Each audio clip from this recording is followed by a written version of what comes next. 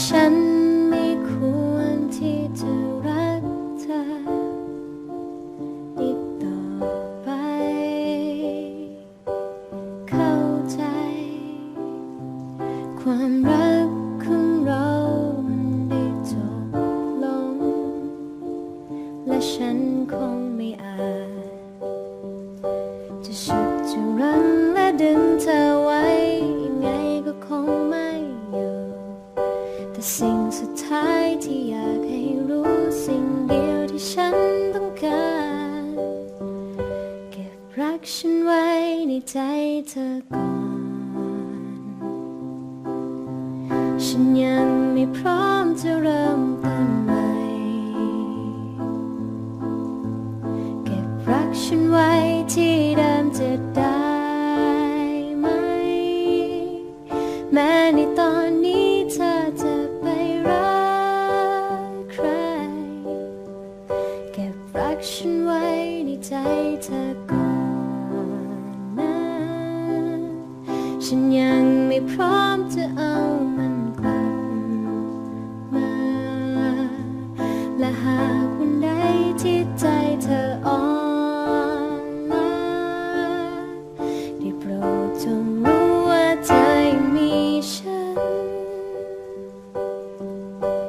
อยู่ตรงนี้ที่เดิมในใจ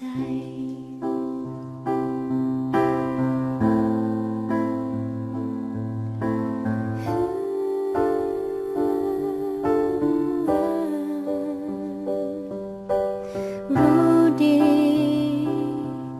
ว่าฉันไม่ควรที่จะรบกวนเธออีกต่อไปเข้าใจความฝันของเรามันต้องจบลงและฉันคงไม่อาจจะฉุดจะรั้งและดึงเธอไว้ยังไงก็คงไม่อยู่แต่สิ่งสุดท้ายที่อยากให้รู้สิ่งเดียวที่ฉันต้องการเก็บรักฉันไว้ในใจเธอก่อนฉันยังไม่พร้อมจะเริ่มต้นใหม่เก็บรักฉันไว้ที่เดิมจะได้ไหมแม้ในตอนนี้เธอจะไปรักใครเก็บรักฉันไว้ในใจเธอก่อนนะฉันยังไม่พร้อมจะเอามันกลับมาและหากวันใดที่ใจเธออ่อนล้าได้โปรดจงรู้ว่าเธอยังมีฉันอยู่ตรงนี้ที่เดิมในใจ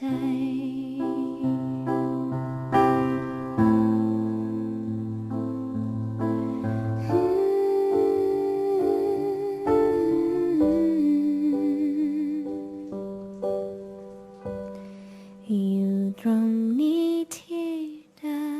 มในใจ